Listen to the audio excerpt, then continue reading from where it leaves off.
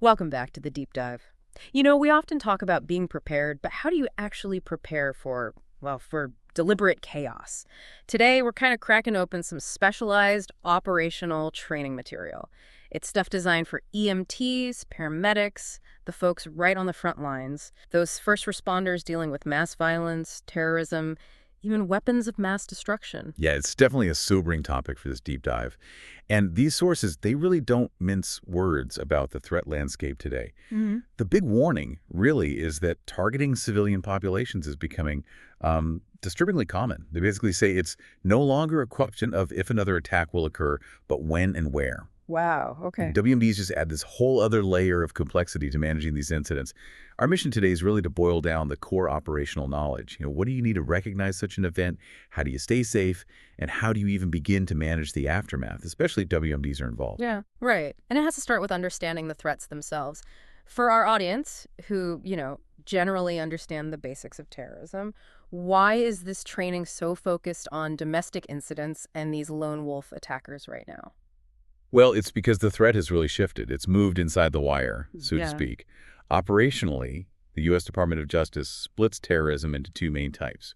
You got international terrorism that's mainly happening outside U.S. jurisdiction, Okay. and then domestic terrorism, which is happening primarily within the U.S. That's a really important distinction, but I mean, whether it's international or domestic, the goal is kind of the same, right? It's always violence meant to intimidate or coerce civilians, maybe influence government policy through fear, or mess with government functions through destruction or kidnapping. Exactly. That's the common thread. And the training materials, they list a whole range of potential actors. You've got religious extremist groups like Aleph, you might remember them as Alim Shinrikyo, the group behind the Tokyo subway chemical attacks back in the 90s. Then there are extremist political groups, cyber terrorists, even single-issue groups like, say, eco-terrorists. But the real wild card, the one that seems to break all the usual security models, is this idea of the lone wolf. Yeah, the lone wolf, the definition they use is basically a single person acting alone. They're pursuing some kind of political change tied to an ideology, but, and this is key, they operate completely without outside orders or any direct support from a larger group. They're just so incredibly dangerous because there's no network, no chatter to pick up on beforehand. You can't really infiltrate a group of one. And the impact. The sources point to some stark examples of this shift. You just look at three recent lone wolf events they mention: the 2015 Emmanuel Church shooting in Charleston, the 2016 Pulse nightclub shooting in Orlando, and then the 2017 Las Vegas shooting. I mean, the combined death toll there was what, well over 110 people, and nearly 1,000 injured. Yeah. That kind of sudden, unpredictable mass casualty event, it just forced a fundamental rethink of how first responders approach these scenes. Absolutely. That alarming frequency of active shooter events, that's exactly why the medical community really had to step in and reassess. It led to this big collaboration between law enforcement, EMS, and the American College of Surgeons. And that resulted in what's called the Hartford Consensus back in 2013. Yeah. The goal was pretty straightforward: to improve survival rates during these deliberate attacks. Okay, but we've got this incredibly chaotic, fast-moving situation. Yeah. How did they manage to create a clear response plan that could actually work in that environment? What did they land on? They came up with this acronym, THREAT. It basically maps out the sequence of critical actions, the continuum of care needed right then and there. T is for threat suppression. That's law enforcement's job, primarily. H is for hemorrhage control, bleeding. That is priority number one for saving lives in these situations. Right. Stop the bleeding. Then RE stands for rapid extrication to a safe area, get the wounded out. A is for assessment by medical providers, EMTs, paramedics. And the final T is for transport to definitive care, like a hospital trauma center. And that focus on hemorrhage control, that's the piece that really broke through into public consciousness, isn't it? That directly led to the Department of Defense launching the Stop the Bleed campaign around 2015, which is all about training the public, you, the bystander, the immediate responder, how to control severe bleeding right at the scene before professionals can even get there. Exactly. And operationally, it's a huge shift, too. Traditionally, EMS would wait quite a distance away until the scene was totally secure. Now, the thinking has evolved. You often see EMS crews getting ballistic vests, helmets, pairing up with law enforcement teams to move into potentially dangerous areas the meeting may much faster. That sounds incredibly risky, though. It is. It forces responders to make really tough risk versus reward calculations on the fly. But the data, the sources are clear. Getting to patients quickly to control that massive hemorrhage saves lives that would otherwise definitely be lost while waiting. Okay, but this whole threat framework, it all depends on recognizing you're in that kind of event to begin with. Hmm. Since terrorist planning is usually secret, covert, Yeah. how are first responders trained to spot the signs? What are those critical red flags they need to look for on really any call? Situational awareness. That's the mantra, really. It's hammered home in the training. You're constantly scanning, assessing. You look at the type of location. Is it symbolic, like a monument? Is it a place with large crowds? Key infrastructure. But the training specifically points out two clues as being the most important. The single biggest indicator, it's the number of patients. If you suddenly have multiple victims showing up with similar, unexplained symptoms, that's a massive red flag. Okay, multiple patients, similar symptoms. What's the second clue? The second best indication is what the victims themselves are saying. Things like everyone is passing out, or maybe there's this huge explosion. If you hear stuff like that, your personal safety protocols, your index of suspicion has to go way up instantly. And this is often layered on top of any current alerts, from the Department of Homeland Security's National Terrorism Advisory System, the NTAS. Right. So that speed demanded by the Hartford Consensus means responders are potentially moving into danger faster. But once that immediate threat, like an active shooter, is neutralized, the scene can shift into something even more complex. The possibility of WMDs. Exactly. WMD, weapon of mass destruction. Sometimes you'll hear WMC, weapon of mass casualty.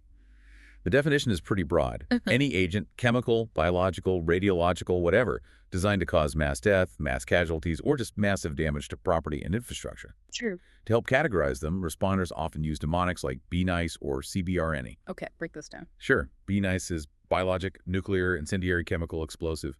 CBRNE is similar. Chemical, biological, radiological, nuclear, explosive, they cover the same basic categories. It's interesting, though. The sources emphasize that even with all these terrifying options like nerve gas or biological agents, the preferred WMD tactic for terrorists today still seems to be explosives. Things like truck bombs, suicide vests. Yeah, it's somewhat counterintuitive, but explosives are reliable for them. They produce immediate, visible, dramatic results.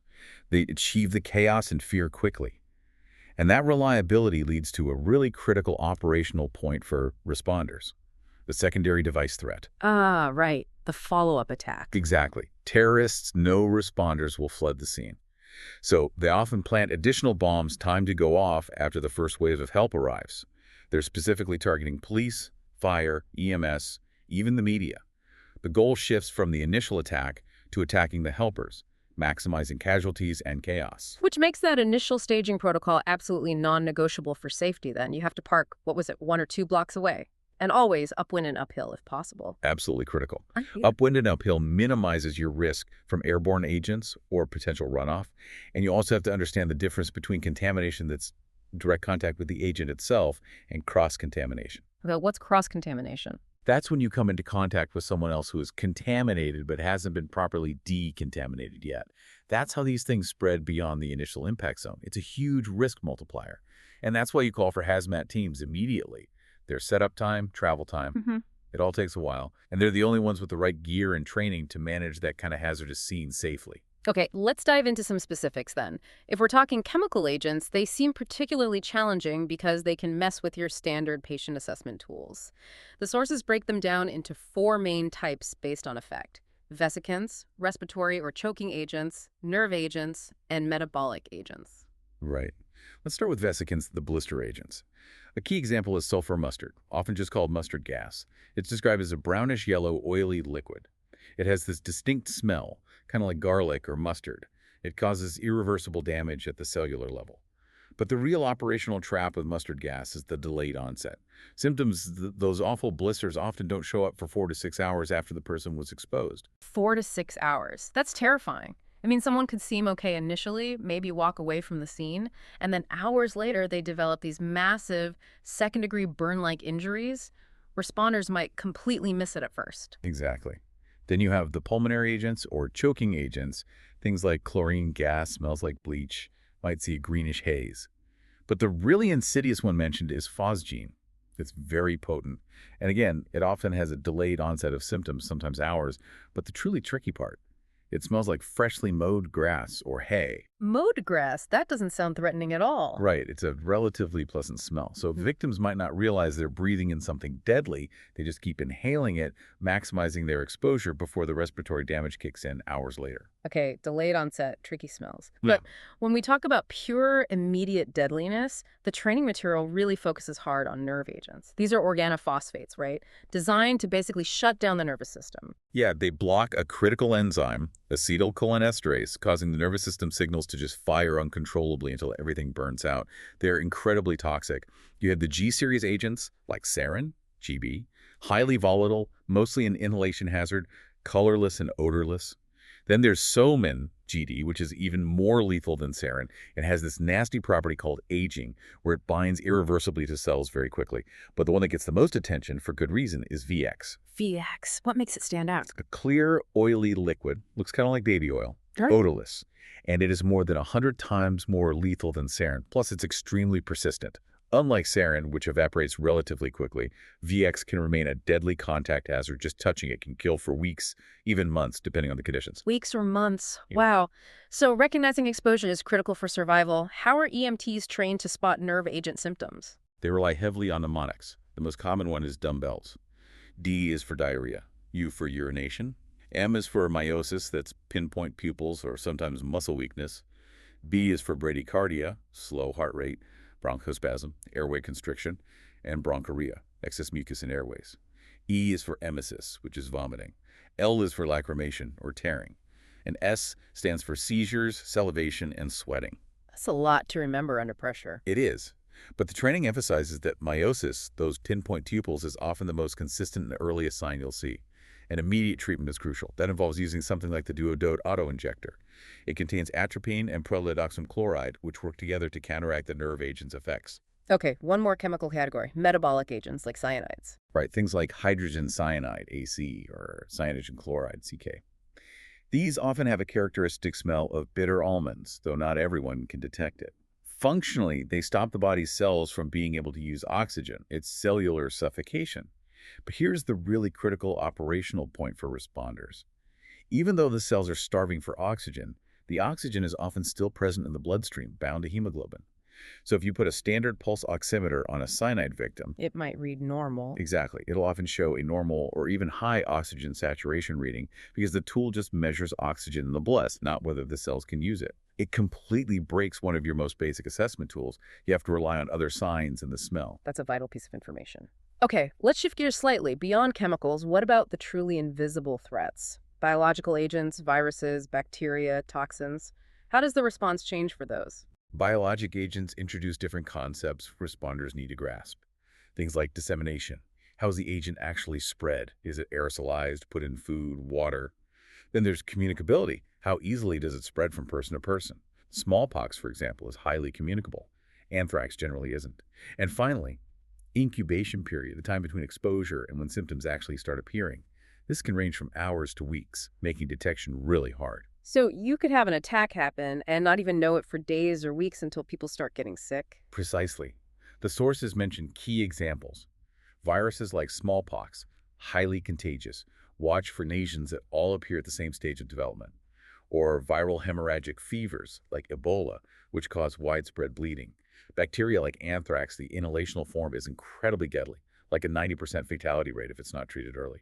Or plague, especially pneumonic plague, which is contagious person to person and has a high death rate. And then you mentioned neurotoxins earlier. Yeah, these are some of the most potent poisons known.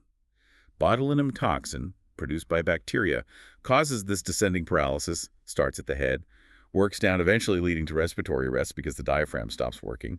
And ricin. It's derived from the mash left over from processing castor beans. It's actually about 5 times more lethal than VX if inhaled. Causes massive pulmonary edema and circulatory collapse. The scary thing with biologics seems to be that initial presentation. Many of them just look like the flu at first, right? Exactly. Which makes early detection incredibly difficult. It relies heavily on specialized public health surveillance, looking for unusual patterns of illness. Okay, shifting again to radiological threats, EMTs aren't usually carrying Geiger counters. So what's the practical knowledge they need about radiation? It mostly comes down to understanding the different types based on how easily they're stopped their penetration power. You have alpha particles. They're the least harmful externally, stopped by just a sheet of paper or even your skin's outer layer. The danger is if you inhale or ingest alpha-emitting materials. Then beta particles. They're a bit stronger, can penetrate the skin somewhat, but typically stop by clothing. Gamma rays and X-rays are high-energy electromagnetic radiation. They travel far and require dense shielding like lead or thick concrete to block effectively. And neutron radiation, usually associated with nuclear reactors or detonations, is the most penetrating. It requires several feet of concrete for effective shielding. Now, what about the infamous dirty bomb, the RDD? The training materials had an interesting take on its actual effectiveness. Yeah, the radiologic dispersal device, or dirty bomb, it's essentially a conventional explosive packed with radioactive material. The sources point out it's generally an ineffective WMD in terms of causing mass death. Why? Because the main destruction comes from the conventional explosive itself, which is localized. The radioactive material gets scattered, causing contamination and potentially long-term health risks, but it's unlikely to cause immediate mass casualties like a chemical or biological agent might. Its primary goal is really fear, panic, psychological impact, and making a large area unusable due to contamination area denial. That makes sense. So for responders without specialized radiation suits or detectors, their protection strategy boils down to the basics, right? Exactly. It's all about time, distance, and shielding. Minimize your time spent near the suspected source. Maximize your distance from it. Radiation intensity drops off rapidly with distance. And use shielding. Put something dense between you and the source. Even concrete walls, buildings, vehicles offer some protection. Okay, finally, let's circle back to explosives, since they're the most common WMD tactic. Responders need to understand the different ways a blast actually injures people. Right. There are four main categories of blast injuries. Primary injuries are caused directly by the blast wave, the overpressure itself. Hollow organs are most vulnerable: ears, lungs, the gastrointestinal tract. Secondary injuries are caused by flying debris fragments from the bomb, glass, wood, metal propelled by the blast. These often cause penetrating trauma. Tertiary injuries happen when the blast wind physically throws the victim's whole body, causing impact injuries when they hit walls, the ground, or other objects. And quaternary injuries are basically everything else related to the event. Burns from the explosion or subsequent fires, crush injuries from collapsing structures, toxic inhalations from dust or fumes, even medical emergencies like a heart attack triggered by the stress or exertion of escaping. And there are a couple of key takeaways about those injuries. Yeah, two important facts. First, the ear is the organ most sensitive to primary blast injury. Ruptured eardrums are very common, even at lower blast pressures. Second, blast lung damage to the tiny air sacs, the alveoli, from the pressure wave is the most common fatal primary blast injury among initial survivors. Got it. So, pulling this all together, especially thinking about those hard-to-detect biological events, what unique roles might EMTs play in a large-scale outbreak scenario? Well, besides direct patient care, there are a couple of broader functions mentioned. One is syndromic surveillance. That means being alert at the ground level, noticing and reporting unusual patterns of symptoms. For example, a sudden spike in patients with flu-like symptoms, or respiratory distress or unexplained rashes outside of the normal season.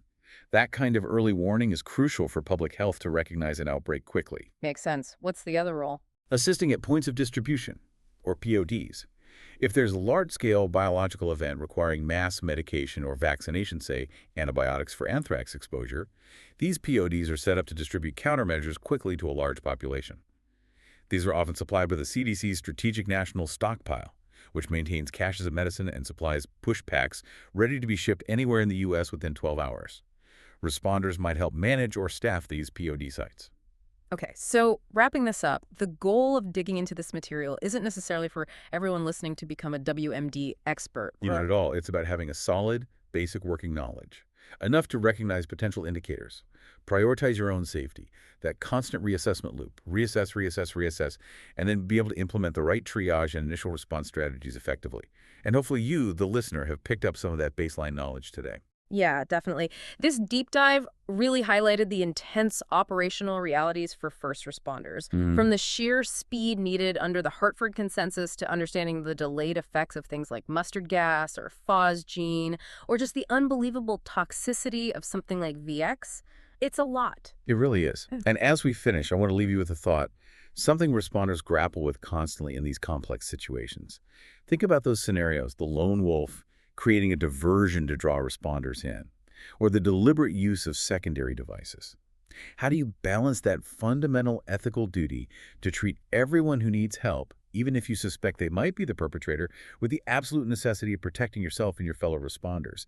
Finding that balance, that tension between duty and self-preservation, Mhm. that's critical. It's what allows the whole system of care to keep functioning for everyone else caught in the middle. That's definitely a challenging thought to chew on, a really important one. Thanks for diving into this incredibly complex topic with us. We'll see you next time on The Deep Dive.